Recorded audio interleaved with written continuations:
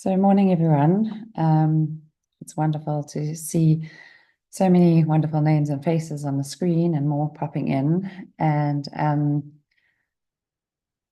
oh, is that Demi and Sal and Cara? Are you walking together? Oh, how divine. They Yeah, in they've got a block day today. Oh, lovely. Well, welcome, girls. It's so lovely to have you. Mhm. Um, yeah, Demi's doing matric alongside Pips, and they're just about to finish. We're on the last straight. Um, Yeah, so lovely to have you joining live, and then we're thinking of also those who join us from far away later. So lovely to get a message from Dawn in the US that she gets to listen to this too. So Dawn and anyone else listening from afar, we're holding you in our thoughts and our hearts. And just going to myself up here. Oh, sorry. Let me just And this is a very auspicious time. So I just encourage you, if you do have oils, to take a moment to ground. My frankincense is literally eking out, but I am holding out for December because dōTERRA worldwide do a frankincense special. But I am a little bit consumed by the BOGOs this week as well. So I'll talk about that a little bit. But it's just such a potent time for frankincense, and I'll tell you why in due course. And then putting a little bit of roses connection to divine love. It's also a very strong antiviral, antibacterial, really. And if you don't have frankincense and rose, and it's a little bit, they are very precious oils, and we usually buy them with our points, but stronger is a lovely kids blend that has got both in it. And yesterday, so Pippa finished her Afrikaans exam, and she's only got one more next week, which is English. So it feels like a huge amount is a big bridge has been crossed, and I'm so proud of her how she's navigated this time. She really has taken it in her stride. She's become calm and collected. In fact, our prayer before her exams, each exam recently has been for calm and ease and grace through the exams. And she has actually just carried herself like that through her exam period. And it's been so lovely having her home. But we went out to dinner with another friend of hers and her mum, who actually they started at Wickham the same time. And I said, "Isn't this interesting? It's just like the coffee we had before that both girls started Wickham in grade 10. We didn't know what awaited them. And now 3 years on, it's been such a lovely chapter for them both and for us as parents and mums. And when we came back to the car guard had put roses, a little rose. I don't know, he must have picked it. I mean, there's some lovely gardens around, a rose on each door handle for us all. And Pippa had gone to the car first, and he said, "No, I did it for your mum and your sister and you." And I actually took this rose home, and I put it sort of on my bed because I felt like this was God's gift to me. It's like such a gift of divine love. I mean, how many car guards pick a rose and put it there? And it felt so symbolic, and that's what roses. I think that's why we've always loved English gardens and love growing roses. And Colin keeps telling me we must grow more indigenous, which we will. But um, the roses have a special place in my heart. So that's a little bit of an aside. And actually, I've just realized I don't have my notes up here. Um, and so I got a post. I'm on a group, and I received a post, and I haven't had a chance to actually verify it. But I thought I'd just share it with you. Mercury, Venus, and Saturn above the pyramids. And I'll share it on our Mindful Moments group. If you're not on it, please ask me to add you. Mercury, Venus, and Saturn above the pyramids at Giza in Egypt. This happens once every 2,373 years. And this is happening tonight, which was last night. The Three Kings. Just show you the picture. So, so that is an aside. That wasn't what I was going to be talking about, but what I was going to be talking about is that last night Pluto moved into Aquarius. We are actually in the age of Aquarius from this morning, from last night. This age of Aquarius that we've all grown up hearing about. And And I do talk quite a lot about astrology because I find it a very powerful roadmap. It's not something that controls, it's not fortune telling, it's not giving away our power to something. It's helping us to understand where things are at so that when things come up for us, or we understand what's going on, the bigger picture. And for me, God created the moon and the stars, and he laid them out in the heavens as they are, and he controls this incredible dance, which you'll hear a bit more about now. So last night, Pluto moved into Aquarius, where it will be until 2024, so 2044, which is the next 20 years. And it's a shift from Capricorn, which is more about slow, heavy, earth grounded, and it's moving into Aquarius, which is actually an air sign. And so the pace and the energy will pick up even more, especially next year from July. Things will start to go very quickly, changes, inventions, communications. It's actually a whole new world and a whole new chapter for humanity. And so the lovely Pam Gregory, who many of you know and follow as well, talks about in her video she only released yesterday, our question to ourselves, well, what does it mean to be human? And we have to keep that question for us, exactly, Ellen, especially AI. And so she talks about, things are going to offer us convenience like AI, and there's definitely a place for that. But I think she mentioned, I think it was Sweden, that you can now, from last year, get microchips in your hands to buy your ticket, your train ticket quicker. So, but this can seem like convenience in the beginning, but does it become something more sinister or controlling? We have to think wisely and strategically before we commit to some of these things. There's already so much that controls us. A friend of mine uses AI quite a lot, and the other day she put into the chat GBT, like, what do you know about me? Tell me what you know about me. And it was incredible what came out. She said it was quite spot on and a little bit scary. So our short-term convenience can lead to something different, but there are going to be incredible advances. And the whole question we need to ask ourselves is, what am I becoming? Who am I becoming? And can we choose and tune into our higher self or our future self? And for those of you who joined us on the Spring Shed, that was what we're doing on the Stronger Self program. That's what we're doing. And in these very mindful moments, this is what we're doing. We're tuning into our higher selves. And so we're right on track astrologically. So she says this time is all about death of the old and the rebirth, like a tree that might fall and might rot and then create fertile ground and fertile soil and for other life, for rebirth, for mushrooms, for fungi, for more trees in that place in due course. And so Aquarius is the sign of freedom, a sign of big freedom movements, the age of Aquarius, as I said. And there's all about issues around freedom, human rights, civil rights, and then, as we were just saying, technological innovation, aviation, medical innovation. We're going to see more in the stem cell therapy, light cell therapy, those light patches. We're learning much more about mastering our energy and frequency, also like we're doing here in our mindful moments. So our whole socio-economic and political structure will be radically changing in the next 20 years, sorry, so 2044, moving much more from top-down control that we've seen so much of in the last, I don't know how many years, but top-down control and regulation, far more to community and collaboration and the people leading themselves.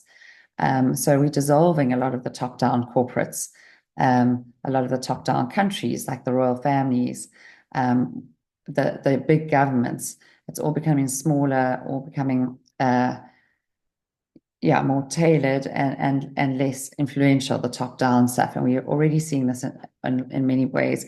Old, like in Mozambique next door, the old governing president has been overthrown, and he'd been I don't know the details, but I think he'd ruled. He was a bit like a Mugabe person. And last week there were all the unrest because the people were marching on the presidential buildings because he wouldn't vacate them. So just so many examples of this that we'll be seeing. And historically, these sort of cycles were exactly the same time. And Pam Gregory did a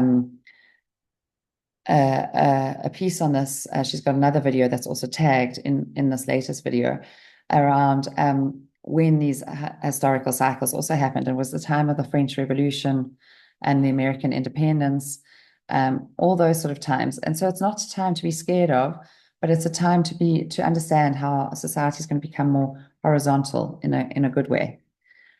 And also that a lot of truth will be revealed, and it can happen quite quickly, and it already is. We're seeing so much coming out. And I'm not going to go into all of this now. You can listen to the lovely Pam Gregory and Michelle McLuhan. And as I said, astrology isn't something to fear. It's not something that controls us. It gives us a roadmap and helps us understand. Like on Monday, Mercury was retrograde, and how many of us on Monday, if you reflect back to Monday, and particularly Monday evening, had technological glitches, IT issues. I know we had a few in our team. We had a few. Our washing machine broke on Monday. Relationship glitches, arguments, this, that. It was so glitchy. And that was because of something to do with Mercury retrograde. And also we'd had this huge full moon, super moon that we talked about last week, which I'm sure you felt the energy of this weekend. I mean, it just is like a giant spotlight showing our strengths and our shadows, what's working and what's not. And BA certainly, British Airways certainly felt the effects of Mercury retrograde because they had to ground a whole lot of planes. Just after 5 o'clock, their whole IT system crashed globally. It's astounding. Colin sent me the article from Bloomberg about it, or that he had seen. And so for when there are times like that, we can take it less personally. It's not about us when we're not necessarily doing the wrong thing, but there's messages for us in it. So we try and look for the messages without the personal shame around that. So we're entering 20 years of more power, which is Pluto, and to the people, which is Aquarius. So that's the combination of Pluto, Aquarius, power to the people. So it's time for us to build our communities online like this one, but also in person is really, really important and really significant. And I really encourage you, wherever you are in your communities, to us to do our little offshoots of this community in whatever way that looks for you, because it's so good for us to physically be in touch with people. So whether it's women's wisdom circles or prayer groups or community groups, and they don't have to be ones that you have to have all the knowledge or the expertise to lead. These are like community driven. They're taking time to us all to lead them. And that's a little bit like starting our essentially speaking series for those who have oils that we started yesterday, which it's community. We're sitting in community talking about oils. We're sharing about the oils that we love. And so it's good to be together in communities online, but also in person. So let us be the ones to start them, because we know, and we know we must, and we have the hearts prepared for it. And that takes us back to, if you haven't listened to last week's mindful moment, I encourage you to do it. And even if you have, I encourage you to maybe scroll up and look at the poem if you're on the Mindful Moments group, and read that again after the session. But for now, I'm going to invite us to drop into our mindful moment and just maybe just taking in, looking around you, looking at colors and light and shapes and shadows, and just taking it all in. Not with a judging mind, or that looks messy, or that's I must straighten that picture. Rather just looking at colors and lights and just being present. I found myself on Monday evening, I had so like glitches. I had to take myself for a walk, and my overthinking brain was so strong. I was struggling to be present on my walk. I was just rehearsing these debate or discussion that I'd had and in my mind. And so I really I tapped into a mindfulness practice that I've been taught, which is you just name things like green tree, white flower, shimmering water, dog, and you cut out all the thinking and you just bring yourself much more to the present. So in this moment, I encourage you just to do this with your eyes.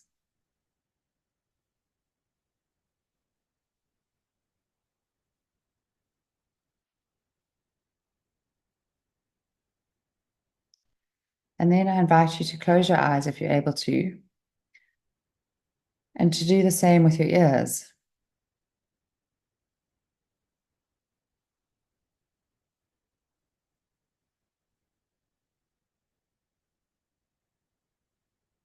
Allowing sounds to land. And some may be pleasant, some may be somewhat aggravating, and you might want to shut them out or find words of judgment coming up, and just allowing that judgment to let go, and just allowing the sounds just to land as they are.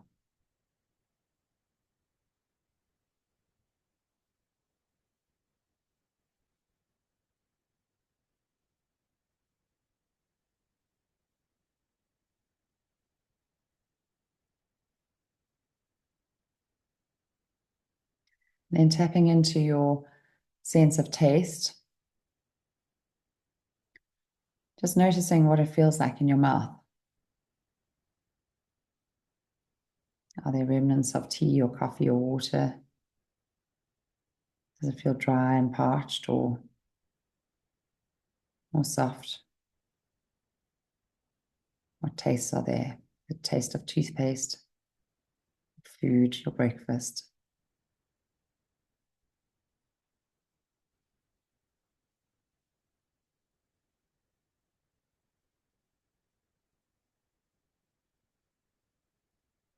Then our sense of touch, just noticing where your hands are resting,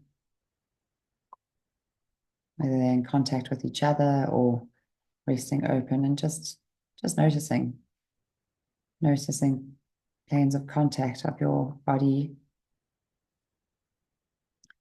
with the surfaces beneath it, with the floor, with your chair, or cushion, noticing parts of your body touching each other, resting of your clothes on your body.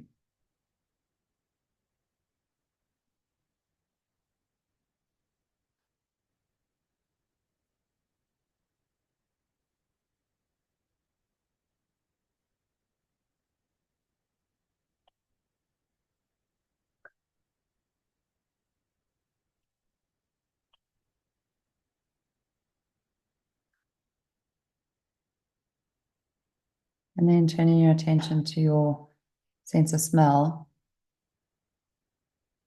tuning into smells around you. If you have a diffuser on, or there's a smell of coffee or breakfast. And even just noticing how the air lands on your nostrils.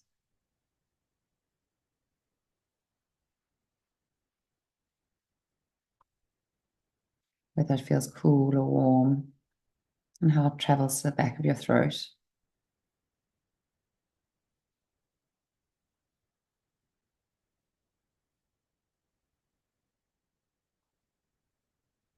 And then following this breath, sliding to the back of the throat and then down the throat, sliding down the trachea, sliding into the lungs, and then just landing in the soft cushion of our lungs and our heart. Resting here as if in that plush cushion or chair, like perhaps in a therapist's room, where we can just sit and be, and just allowing these words to land on your heart space, on your body. There's no controlling life. Try corralling a lightning bolt, containing a tornado. Dam a stream and it will create a new channel. Resist and the tide will sweep you off your feet. Allow and grace will carry you to higher ground. The only safety lies in letting it all in, the wild and the weak, fear, fantasies, failures, and success. When loss rips off the doors of the heart or sadness veils your vision with despair, practice becomes simply bearing the truth. In the choice to let go of your known way of being, the whole world is revealed to your new eyes. The poem is called Allow by Danna Faulds, who also wrote last week's poem. No, not last week's poem. Allow. There's no controlling life. Try corralling a lightning bolt, containing a tornado. Dam a stream and it will create a new channel. Resist and the tide will sweep you off your feet.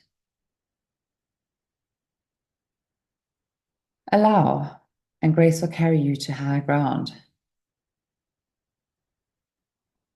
The only safety lies in letting it all in, the wild and the weak, fear, fantasies, failures, and success. When loss rips off the doors of the heart or sadness veils your vision with despair, practice becomes simply bearing the truth. In the choice to let go of your known way of being, the whole world is revealed to your new eyes.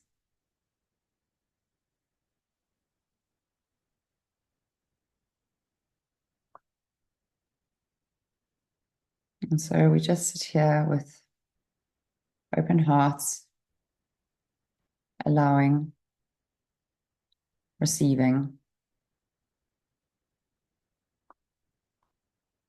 letting it all in.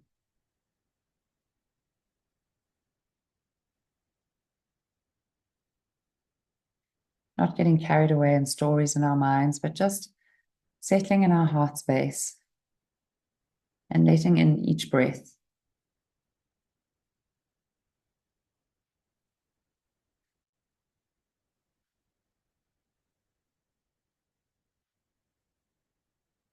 Following each breath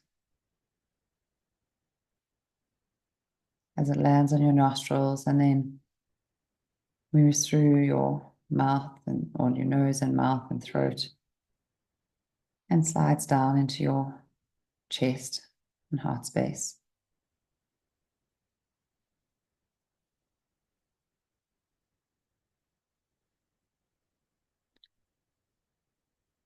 Noticing if there are areas of your body where you might be resisting or holding on, areas of tension or tightness, perhaps scanning if that's your forehead or temples or jaw, might be your shoulders or your stomach, might even be your hands or your thighs and your pelvic girdle. Just noticing if these are areas like this and just inviting a breath into that area. Breathing into and out of that area.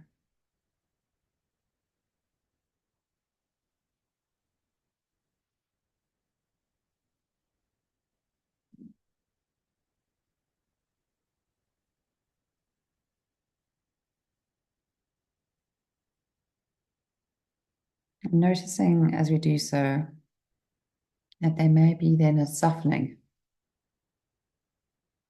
an opening, an expansion, and allowing. And just continuing to breathe into that.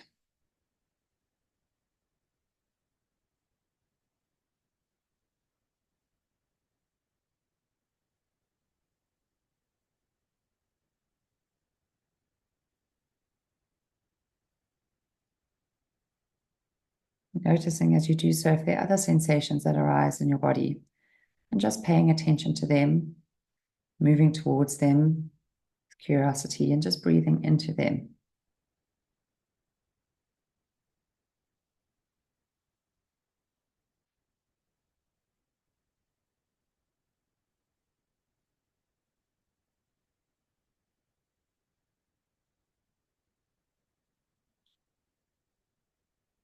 Offering them gentle compassion like you might for a child that comes and sits on your lap. A child that just needs a little bit of attention and love, a gentle hug, some kindness and confirmation. Just, I see you, I'm here for you.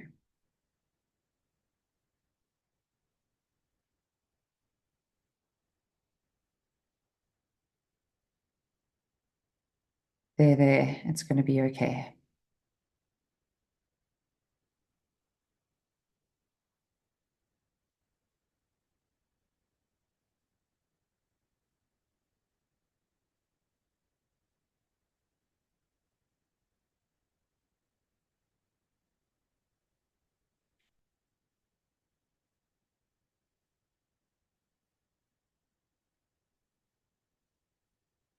And then when you're ready in your own time, just dropping back to your heart space. Sitting here, noticing if there's a color, a light, a sensation, a weight. And just feeling into this as you breathe into this area.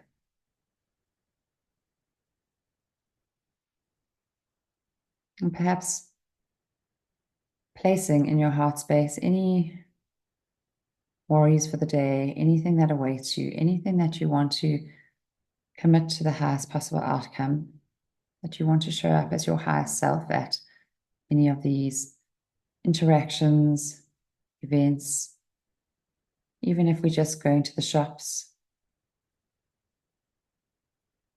we can show up as our highest possible selves. And so just putting that self, those fears, their concerns into the seat of our lungs and heart, and wrapping them like we would a child, giving them our confidence with our adult mind and our adult heart that it's all going to be okay, that everything is working out as it should, that we are never alone, we are always supported, that we see their light.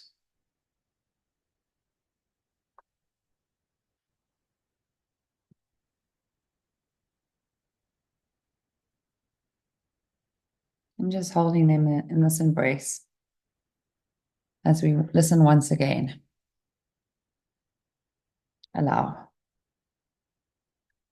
There's no controlling life.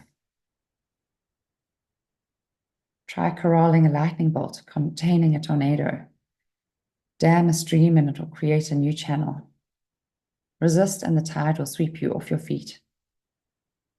Allow and grace will carry you to high ground. The only safety lies in letting it all in, the wild and the weak, fear, fantasies, failures, and success.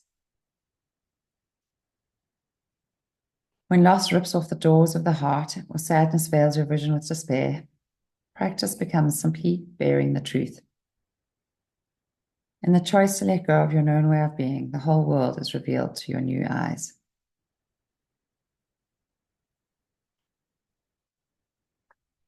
When you're ready, I invite you to start moving your fingers and toes, perhaps rubbing your thighs or squeezing your arms and shoulders. And when you're ready, opening your eyes and taking in the whole new world that's been revealed to them right now.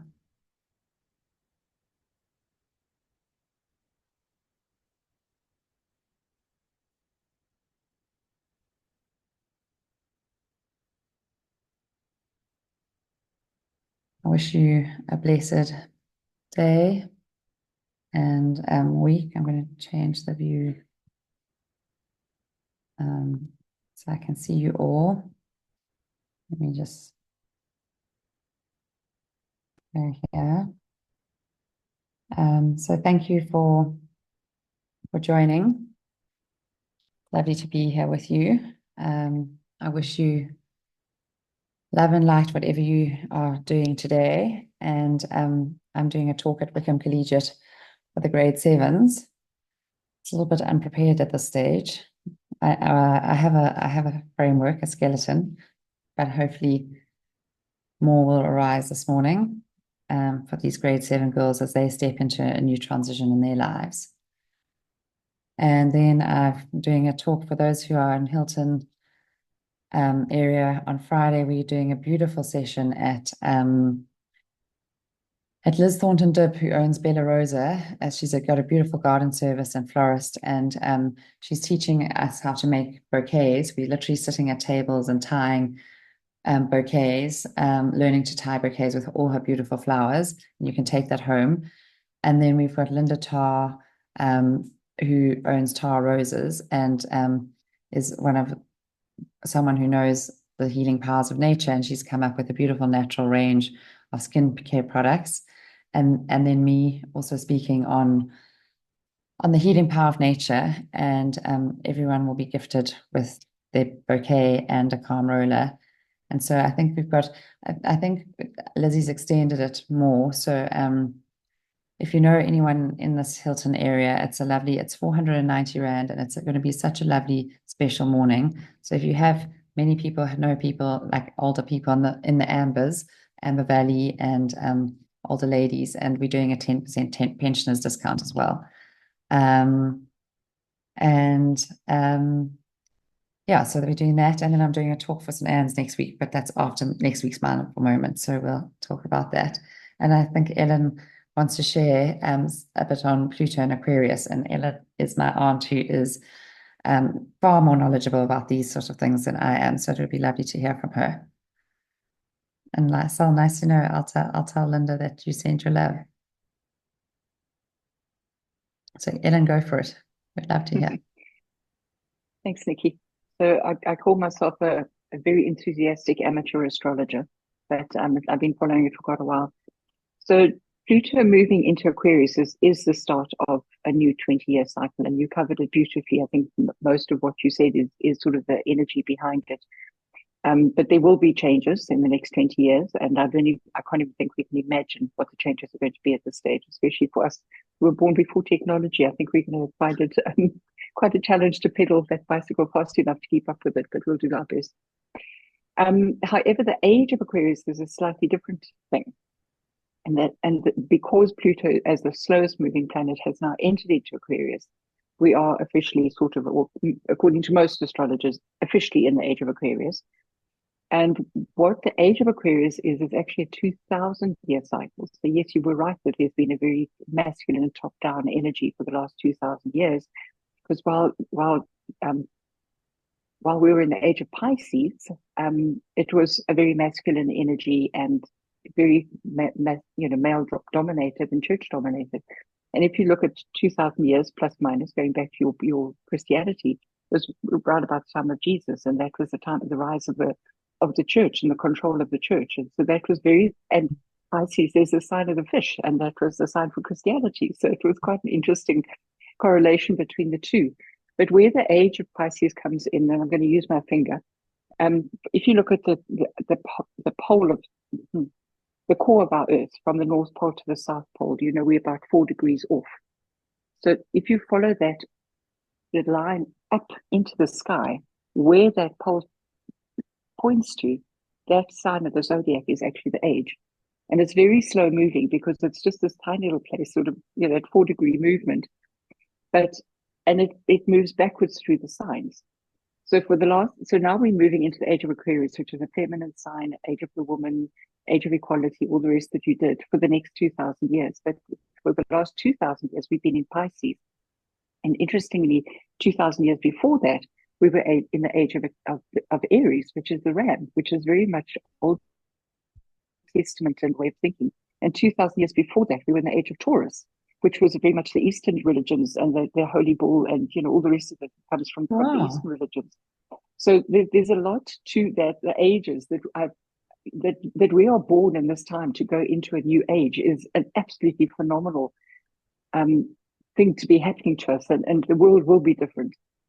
But to get back to the 20-year age of Pluto in Aquarius, everybody knows about the ages. We've got the silent generation, we've got the Generation X, we've got the baby boomers, baby boomers, Generation X, Generation Y, millennium, blah blah blah, and those almost exactly correlate to Pluto changing sign.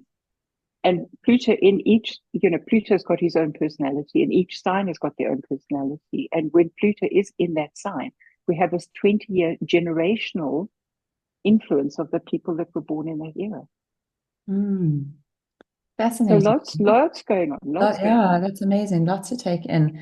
And it's so interesting that this is much more of the feminine era and the feminine and the connecting in the community, and that's all the feminine energy. And when we talk about Christianity and things, Jesus was all about community and not top down.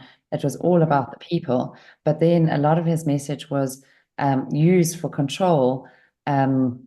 in the church, as you said, Ellen, from Constantinople's times, which was a lot more, and bits were taken out of the Bible instead of including the Gospel of Mary Magdalene, and they found numbers of copies of it all over in different parts of Europe and in North Africa and Egypt and Asia, and we still don't know about the Gospel of Mary Magdalene. There's a wonderful book that I've got, in fact, it's right here.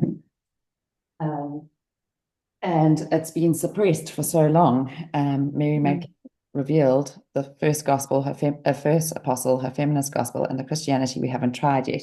And this isn't a theory. It was actually found. It says, I'm just going to read you the back. A gospel as ancient and authentic as any of the gospels that the Christian Bible contains was buried deep in the Egyptian desert after an edict that was sent out in the 4th century, which was Constantinople's time, to have all copies of it destroyed. Fortunately, some rebel monks were wise enough to refuse, and thanks to their disobedience and spiritual bravery, we have several manuscripts of the only gospel that was written in the name of a woman, the Gospel of Mary Magdalene. Anyway, it continues, and this is like this isn't just one author's theory. They have found these parts of the gospel, and they all correlate. So yeah, so it's fascinating. And even before that, in the age of Taurus, which was also a feminine sign, Sue's left is a bit much for her. Maybe she's got an appointment somewhere.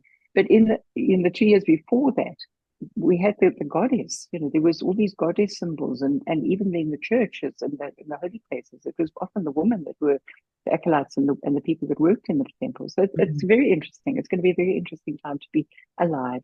Thank you, Ellen. Thank you so much. Pleasure. Yeah, pleasure. Thanks, Nick. It was lovely. Yeah, thank you. Yeah. All right, the book is Mary Magdalene Revealed. It's by Megan Watterson. Yeah. Yeah, so it's got mine. I'm just looking at my version. It's got lots of folded corners. I like folding corners when there's something I want to go back to. So maybe I must put it next to my bed and go back to certain things at now. Okay, everyone, sending you much love, and we'll see you next week. God bless.